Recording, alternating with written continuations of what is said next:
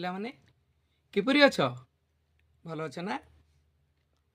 ଆମେ ପୂର୍ବ କ୍ଲାସରେ ଅକ୍ଷାଂଶ ଦ୍ରାଘିମା ବିଷୟରେ ପଢ଼ିଥିଲେ। ତୁମେ ଅକ୍ଷାଂଶ ଦ୍ରାଘିମା କିପରି ବୁଝିଛ? ମୁଁ କେତେ ଗୁଡ଼ିଏ ପ୍ରଶ୍ନ ପଚାରୁଛି, ସେହି ପ୍ରଶ୍ନ ଗୁଡ଼ିକର ଉତ୍ତର ଠିକ୍ ଭାବରେ ଦେବାକୁ ଚେଷ୍ଟା କର। ପ୍ରଥମ ପ୍ରଶ୍ନ, ପୃଥିବୀ ପୃଷ୍ଠରେ କୌଣସି ସ୍ଥାନର ଅବସ୍ଥିତି ଜାଣିବା ପାଇଁ କ'ଣ ଆବଶ୍ୟକତା ହୁଏ? ଅକ୍ଷାଂଶ, ହଁ ହଁ, ଦ୍ରାଘିମା। ଉଭୟ ଅକ୍ଷାଂଶ ଓ ଦ୍ରାଘିମାର ଆବଶ୍ୟକତା ଅଛି। ଦ୍ୱିତୀୟ ପ୍ରଶ୍ନ, କେତୋଟି ଅକ୍ଷାଂଶ ରେଖା ଅଛି କହିଲ ଦେଖି? 180ଟି? ନା ନା ନା ନା, 180 ନୁହେଁ, 179ଟି ଅଛି। ତୃତୀୟ ପ୍ରଶ୍ନ, କେତୋଟି ଦ୍ରାଘିମା ରେଖା ଅଛି କହିଲ? 360ଟି, ଠିକ୍ କହିଛ। ଚତୁର୍ଥ ପ୍ରଶ୍ନ, ଦିଲ୍ଲୀ ସହର କେତେ ଡିଗ୍ରୀ ଅକ୍ଷାଂଶ ଆଉ କେତେ ଡିଗ୍ରୀ ଦ୍ରାଘିମାରେ ଅବସ୍ଥିତ କହିଲ? ହଁ, ଠିକ୍ କହିଛ, 29 ଡିଗ୍ରୀ ଉତ୍ତର ଅକ୍ଷାଂଶ ଏବଂ 77 ଡିଗ୍ରୀ ପୂର୍ବ ଦ୍ରାଘିମା ରେଖା। ପଞ୍ଚମ ପ୍ରଶ୍ନ, ଭାରତରେ ଦିନ ହେଲା ବେଳେ ଆମେରିକାରେ କାହିଁକି ରାତି ହୋଇଥାଏ କହିଲ ଦେଖି? ହଁ, ଏଇ ପ୍ରଶ୍ନ ତମକୁ କହିବା ପାଇଁ ନିଶ୍ଚୟ କଷ୍ଟ ଲାଗୁଥିବ। ଶେଷ ପ୍ରଶ୍ନର ଉତ୍ତର ଦେବାରେ ତୁମର ନିଶ୍ଚୟ ଅସୁବିଧା ହେଉଛି ନା? ଏହାର କାରଣ ଦ୍ରାଘିମା ଏବଂ ସମୟ ସହିତ ସମ୍ପର୍କିତ। ତାହେଲେ ଆସ ଏହି ସମୟ ମଣ୍ଡଳକୁ ବୁଝିବା। ତମେ ଜାଣିଛ ପିଲାମାନେ, ଆମ ପୃଥିବୀ କିପରି ଘୁରୁଛି?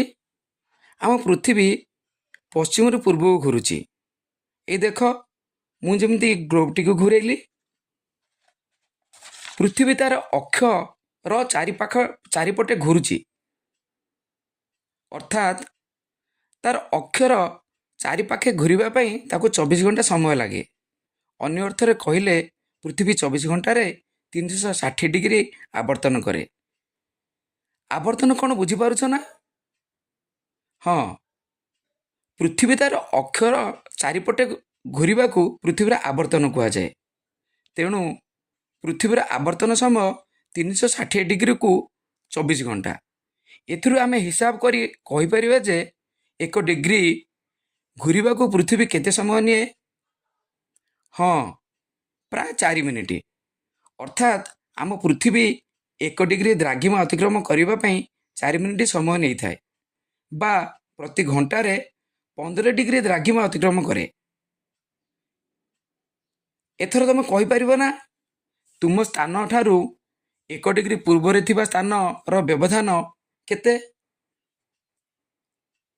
ତୁମ ସ୍ଥାନ ଠାରୁ 1 ଡିଗ୍ରୀ ପଶ୍ଚିମରେ ଥିବା ସ୍ଥାନର ସମୟ ବ୍ୟବଧାନ କେତେ? ହଁ, ଠିକ୍ କହିଛ। ଆସ ଏ ସମୟ ବ୍ୟବଧାନକୁ ଆହୁରି ବୁଝିବା।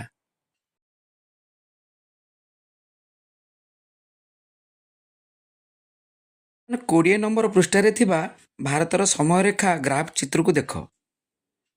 କ'ଣ ଦେଖିଲ?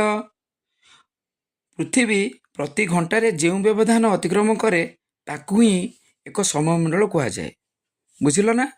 ତେଣୁ ଆମେ କହିପାରିବା ମୋଟ 24ଟି ସମୟମଣ୍ଡଳ ରହିଛି। ପିଲାମାନେ ସ୍ଲାଇଡ୍ରେ ଦେଖି ତୁମେ ବୁଝିପାରିବ। 30 ଡିଗ୍ରୀ ପଶ୍ଚିମରେ ପୂର୍ବାହ୍ନ 10ଟା ହୋଇଥିଲା ବେଳେ ମୂଳ ମଧ୍ୟଦିନ ରେଖା 0ରେ ମଧ୍ୟାହ୍ନ 12ଟା ହୋଇଥାଏ। ଅର୍ଥାତ୍ ପ୍ରତି 15 ଡିଗ୍ରୀରେ ସମୟ 1 ଘଣ୍ଟା ବଢ଼ି ବଢ଼ି 30 ଡିଗ୍ରୀ ପୂର୍ବ ସମୟ ମଣ୍ଡଳରେ ଅପରାହ୍ନ 2ଟା ହୋଇଥିବ।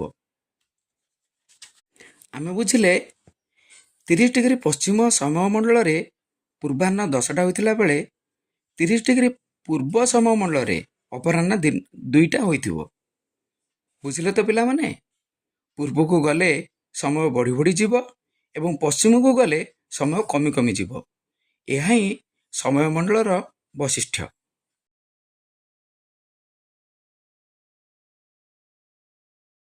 ପିଲାମାନେ, ବାସ୍ତବ ଜୀବନରେ ଏକ ଉଦାହରଣକୁ ଲକ୍ଷ୍ୟ କଲେ ଆମେ ଜାଣିପାରିବା ଯେ ଗୋଟିଏ ଦେଶରେ କେତେ ସମୟ ବ୍ୟବଧାନ ରହୁଛି। ଗୁଜରାଟର ପୋରବନ୍ଦର ଏବଂ ଆସାମର ତିନିସୁକିଆ ମଧ୍ୟରେ ଦ୍ରାଘିମାର ପାର୍ଥକ୍ୟ ଆମେ ଦେଖିବା। ଯଦି ଗୁଜରାଟର ପୋରବନ୍ଦର ଏବଂ ଆସାମର ତିନିସୁକିଆ ମଧ୍ୟରେ ଦ୍ରାଘିମାର ପାର୍ଥକ୍ୟ ଦେଖିବା, ତାହେଲେ ପ୍ରାୟ ଏହା 30 ଡିଗ୍ରୀ ଦ୍ରାଘିମାର ପାର୍ଥକ୍ୟ ଦେଖାଯାଏ। ତେଣୁ ଯଦି 30 ଡିଗ୍ରୀର ପାର୍ଥକ୍ୟ ଦେଖାଯାଏ, ତାହେଲେ ସମୟ ବ୍ୟବଧାନ କେତେ ହେବ? ପ୍ରାୟ 120 ମିନିଟ୍ ବା 2 ଘଣ୍ଟାର ପାର୍ଥକ୍ୟ ଆସିବ। ତେଣୁ ଏହିପରି ସ୍ଥଳେ ଆମେ ଗୋଟିଏ ଦେଶରେ ରେଳ ଚଳାଚଳ, ବିମାନ ଚଳାଚଳ, ଅଫିସ କାର୍ଯ୍ୟ କିପରି ଭାବରେ ପରିଚାଳିତ କରିପାରିବା? ତେଣୁକରି ଆମେ କ'ଣ କରିବା ନା, ଏହାର ଆମେ ସମାଧାନଟିଏ ବାହାର କରିବା। ଗୋଟିଏ ଦେଶର ଯଦି ଆମେ ଗୋଟିଏ ପ୍ରମାଣ ସମୟ ଯଦି ନେଇପାରିବା, ତାହେଲେ ଏହାର ସମାଧାନ ହେଇପାରିବ। ତେଣୁକରି ଭାରତର ପ୍ରମାଣ ସମୟ ହେଉଛି ଆମର ଯେଉଁ ଦ୍ରାଘିମା ରେଖା, ଯାହାକି 82.5 ଡିଗ୍ରୀ ପୂର୍ବ ଦ୍ରାଘିମା ରେଖା, ତାକୁ ଆମେ ପ୍ରମାଣ ସମୟ ରୂପେ ନେଇଛନ୍ତି, ଯାହାକି ଆହ୍ଲାବାଦ ସହର ଦେଇକି ଯାଇଛି। ଏହାଦ୍ୱାରା ଆମ ଦେଶର ଏଇ ଯେଉଁ ସମସ୍ୟା ଗୁଡ଼ିକ, ରେଳ ଚଳାଚଳ ଆଉ ବିମାନ ଚଳାଚଳ ଏବଂ ଏଇ ଯେଉଁ ସମୟର ଯେଉଁ ଅସୁବିଧା ହେଉଛି, ପାର୍ଥକ୍ୟ ହେଉଛି, ଆମେ ତାକୁ ଦୂର କରିପାରିବା। ପିଲାମାନେ, ବର୍ତ୍ତମାନ ଆମେ ଏଇ ସ୍ଲାଇଡ୍ଟିକୁ ଲକ୍ଷ୍ୟ କରିବା। ଏଇ ସ୍ଲାଇଡ୍ରେ କ'ଣ ଅଛି ଦେଖିନିଅ। ଏଥିରେ ଭାରତୀୟ ମାନକ ସମୟ ଏବଂ ବିଶ୍ୱ ମାନକ ସମୟ ଉପରେ ଆଧାରିତ ହୋଇଛି। ଭାରତର ମାନକ ସମୟ ଆମେ ଜାଣିପାରିଲେ କେତେ ଡିଗ୍ରୀ କହିଲ? ହଁ, 82.5 ଡିଗ୍ରୀ ପୂର୍ବ ଦ୍ରାଘିମା ରେଖା। ଏହାକୁ ଆମେ ଭାରତୀୟ ମାନକ ସମୟ ବା ଇଣ୍ଡିଆନ୍ ଷ୍ଟାଣ୍ଡାର୍ଡ ଟାଇମ୍ ଭାବରେ ଉଲ୍ଲେଖ କରାଯାଇଛି। ଆମେ ବିଶ୍ୱର ଯେଉଁ ମାନକ ସମୟ ଅଛି, ଆମେ ଜାଣିଛନ୍ତି କେତେ ଡିଗ୍ରୀ ସେଇଟା? ନା, 0 ଡିଗ୍ରୀ ବା 0 ଡିଗ୍ରୀ ମଧ୍ୟଦିନ ରେଖା।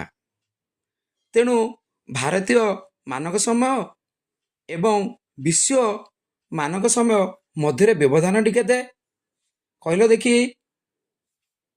ହଁ, 5 ଘଣ୍ଟା 30 ମିନିଟ୍। ତେଣୁ ବିଶ୍ୱ ମାନକ ସମୟ ବା GMT ଠାରୁ ଭାରତର ମାନକ ସମୟ IST କେତେ ବ୍ୟବଧାନ? 5 ଘଣ୍ଟା 30 ମିନିଟ୍ ଆଗୁଆ। 5 ଘଣ୍ଟା 30 ମିନିଟ୍ ଆଗୁଆ। ତେଣୁକରି ଆମେ ଏବେ ବିଶ୍ୱ ମାନକ ସମୟ ବା GMT ଏବଂ ଭାରତୀୟ ମାନକ ସମୟ IST ବିଷୟରେ ବୁଝିପାରିଲେ? ଠିକ୍ ଅଛି।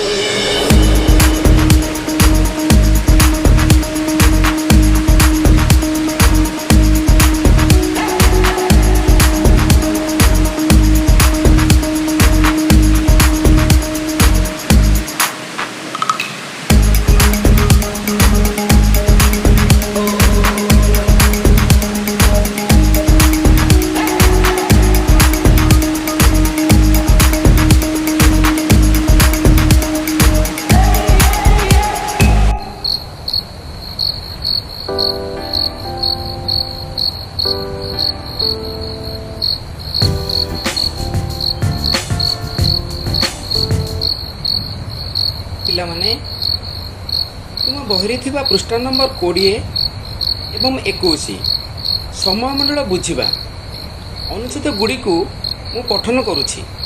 ନୀରବରେ ବସି ବହିଟିକୁ ଦେଖ ଏବଂ ବୁଝିବାକୁ ଚେଷ୍ଟା କର। ଆସ, ଗ୍ଲୋବକୁ ପଶ୍ଚିମରୁ ପୂର୍ବ ଦିଗକୁ ଘୁରାଇବା।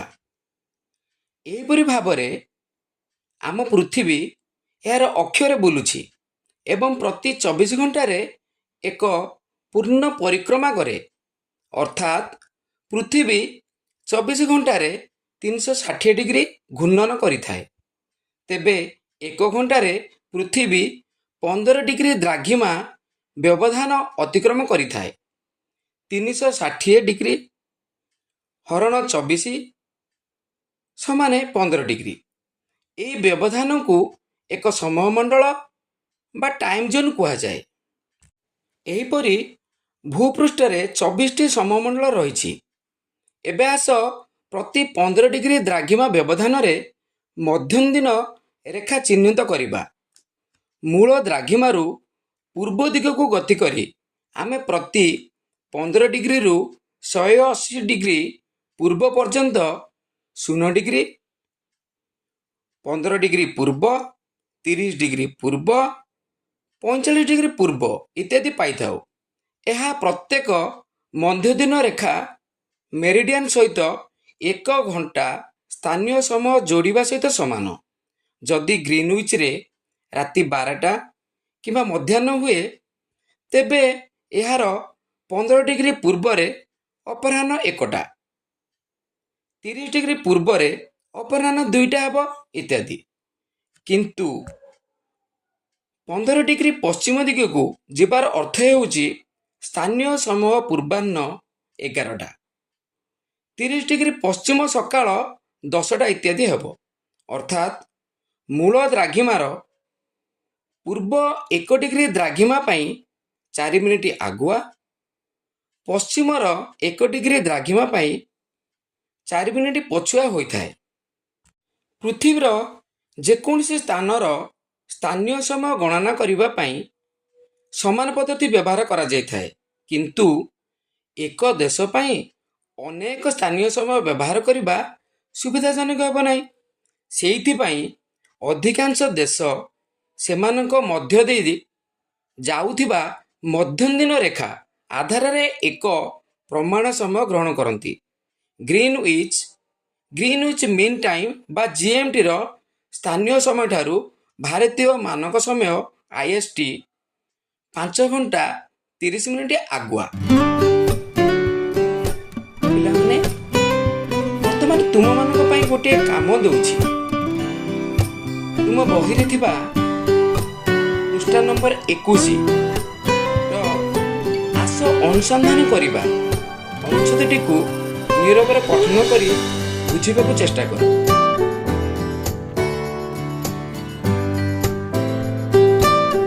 ପିଲାମାନେ, ଆଜି ଆମର ପାଠପଢ଼ା ସରିଲା। ତୁମେମାନେ କେତେ ବୁଝିଛ, ସେଇଥିପାଇଁ ମୁଁ କେତେ ଗୁଡ଼ିଏ ପ୍ରଶ୍ନ ପଚାରିବି, ତାର ଠିକ୍ ଉତ୍ତର ଦେବାକୁ ଚେଷ୍ଟା କର। ପ୍ରତ୍ୟେକ ପ୍ରଶ୍ନର 4ଟି ବିକଳ୍ପ ଅଛି।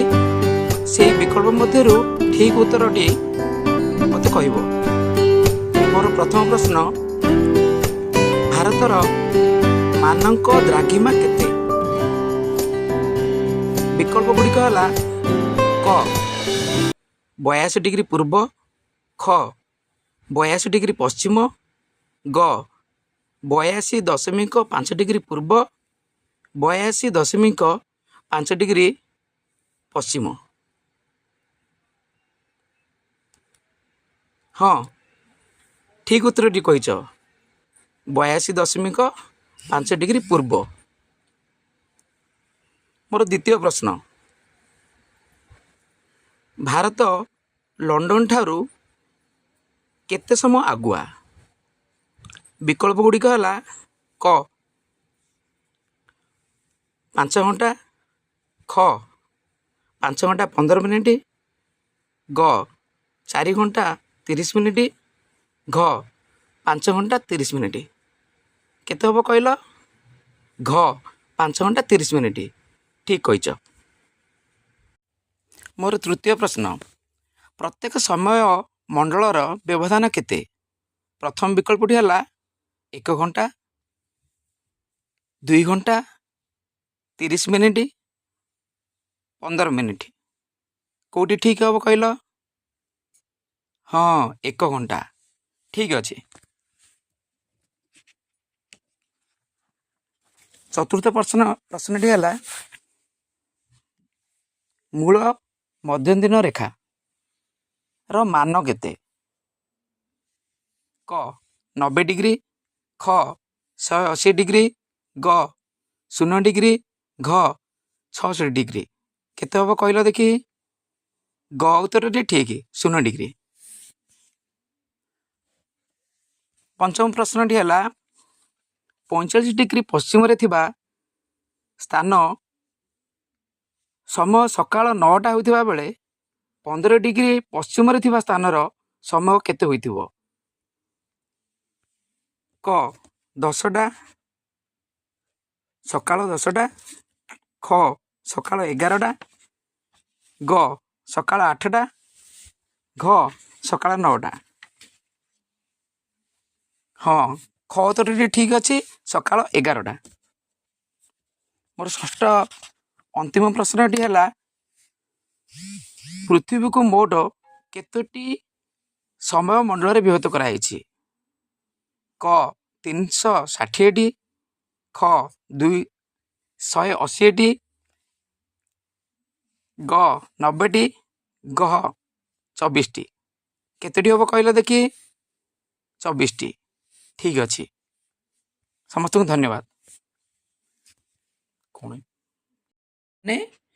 ଆଜି ଆମେ ଯେଉଁ ପାଠଟିକୁ ପଢ଼ିଲେ ସେଥିରୁ କ'ଣ ଶିଖିଲେ? ପ୍ରଥମଟି ହେଲା କ'ଣ କହିଲ? ସମୟ ମଣ୍ଡଳ। ତାପରେ କ'ଣ ଜାଣିଲେ? ସମୟ ଗଣନାର ସୂତ୍ର।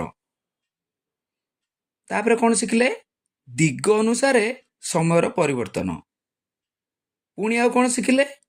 ପୃଥିବୀର ମୋଟ କେତୋଟି ସମୟ ମଣ୍ଡଳ ଅଛି।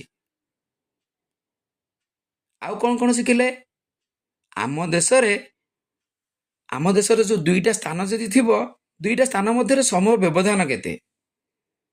ଏବଂ ଆମ ଦେଶର ପ୍ରମାଣ ସମୟ, ଯାହାକି IST ଇଣ୍ଡିଆନ୍ ଷ୍ଟାଣ୍ଡାର୍ଡ ଟାଇମ୍ ବୋଲି କହନ୍ତି, ତାକୁ ଆମେ ବୁଝିଲେ। ଏବଂ ଶେଷରେ କ'ଣ ବୁଝିଲେ? GMT ବା ବିଶ୍ୱ ପ୍ରମାଣ ସମୟ।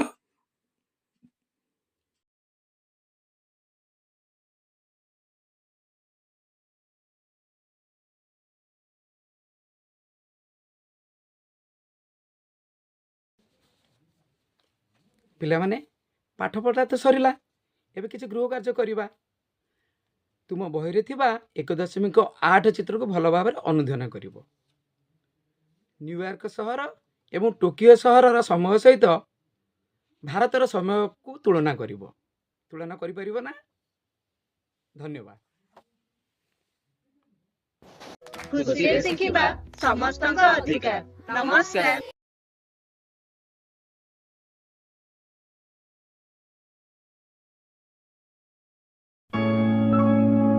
ଖୁସିରେ ଶିଖିବା ସମସ୍ତଙ୍କର ଅଧିକାର। ନମସ୍କାର।